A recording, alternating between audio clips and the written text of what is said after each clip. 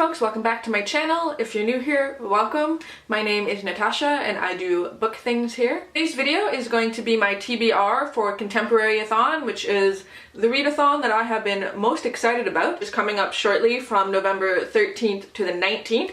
And this readathon was created by two of my favorite people, which is Chelsea from Chelsea Darling Reads and Julie from Pages and Pens. So yeah, I was really excited when they announced this because they said we got secrets and they're like, it's gonna be a thon, and I'm like, ooh, what kind of thon is it gonna be? Contemporary-A-Thon, which is awesome because it's a very high percentage of what I read. I'm not a very big sort of historical fiction person or fantasy or high fantasy or anything of that sort of nature, so typically the books that I read are young adult contemporary or adult contemporary. One thing that I really like about Contemporary-A-Thon is that it's very relaxed. There are a couple challenges, but as long as you're reading contemporary books, then that's really the main point of it, which is perfect because there's nothing worse than readathons that have so many rules. I'm sorry, if my book is 499 pages, I'm counting it as a tome.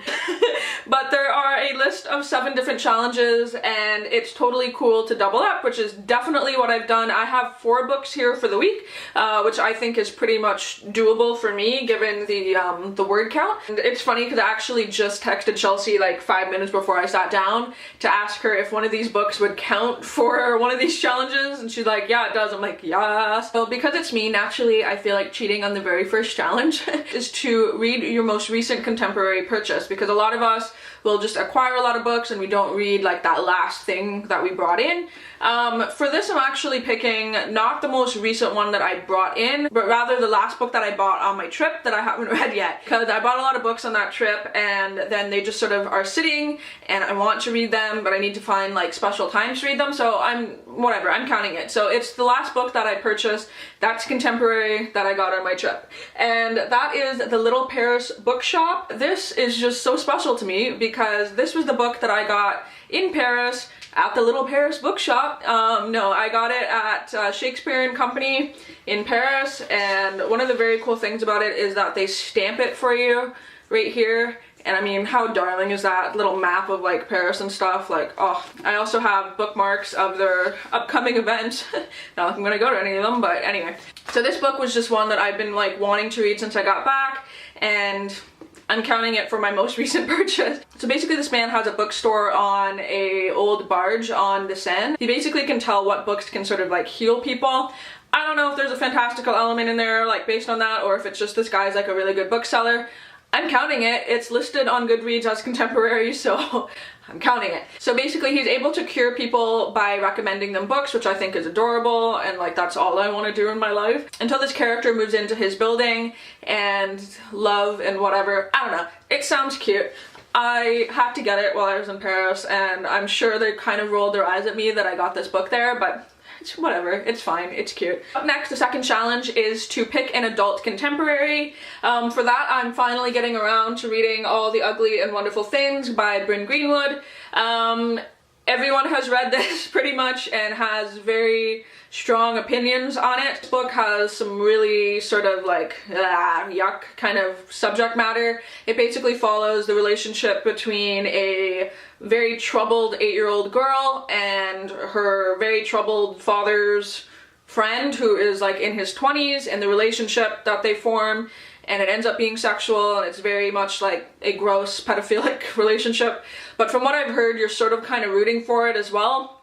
So we'll see how this goes. I personally am not triggered by anything that this book talks about.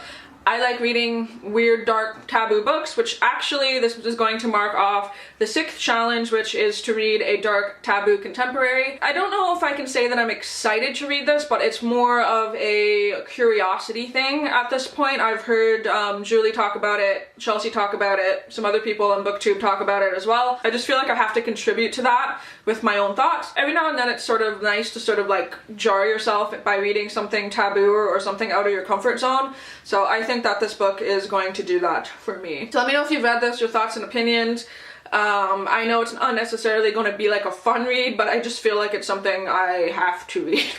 I don't know. Sounds fucked up, but I'm like I said, I'm curious. So my third book, again, is a book that tackles 2 of the challenges, and that is to read a book with an LGBTQIA+ character, as well as to buddy read or read the group book. And so I did pick up the group book, and that is Like Water by Rebecca Potus. I believe this has a bisexual main character. This just sounds really lovely. It talks about a girl who works as a mermaid in like one of those underwater parks. I don't know if that's gonna freak me out because one of my biggest like fears in life is drowning, so I really hope they don't talk about that too much.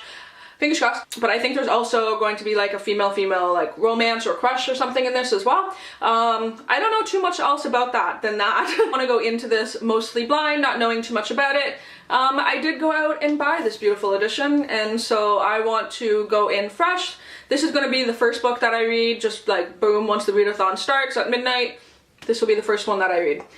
So I'm excited to find out more about what it's about and see if I like it, and then talk about it on the Drunk Live show on Chelsea's channel. So be sure to check that out as well, because I think everybody's going to end up talking about it there. And then lastly, another book that crosses out 2 challenges. I picked 4 books for 7 challenges, guys, because, you know, you gotta double up when you can. That is to read a contemporary that is 5 years or older, as well as a contemporary that is not set in summer. For this, I originally thought it was a contemporary romance that was 5 years or older. I don't know where I got that from. I was like, oh fuck, I have to read 50 Shades of Grey. Like, it's my only like old romance that I have. Turns out that's not what the challenge was, to read a contemporary that's 5 years or older.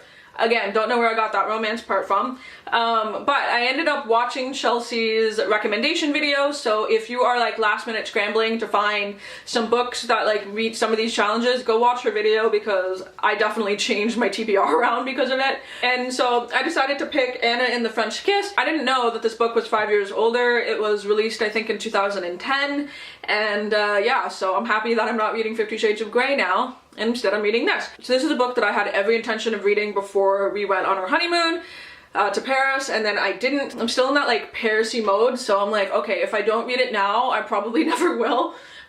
So yeah, this is definitely on the list. This is also not set in summer. I had to double check with Chelsea that it wasn't, because it said on the back that she's sent to like a boarding school in Paris, and I was like, please tell me that this is like fall. And she said it goes from like fall right through the winter into spring. So I'm like, ah, and I was gonna have to like go and scramble and like try to reread some bullshit, but I don't have to do that now. So thankfully this is not set in summer. I don't know if the other ones are or not, so I don't know, we'll see. But this one's not. So I somehow managed to do all of the challenges. So yeah, that is the 4 books that I plan on reading for Contemporary-A-Thon. In the event that I manage to finish all 4 of these in the week, then I will definitely pull something else, just like a freebie off my list to like try to complete them. But you know, this one, they're all about 300, 350. This is a 400-page book, so I feel like this is a good almost 1,200 pages to read in a week, which is, you know, a lot. So we'll see if I'm able to complete them all. Also, I'm going to announce now that I will be attempting to do vlogs every day for Contemporary-A-Thon, so stay tuned for those. They'll probably go up in the evening. I really like doing it during BookTube-A-Thon, and this is the other a-thon that I have been really excited about. I'm like, why not do daily vlogs? I think Chelsea's doing them. I think Julie might do them too.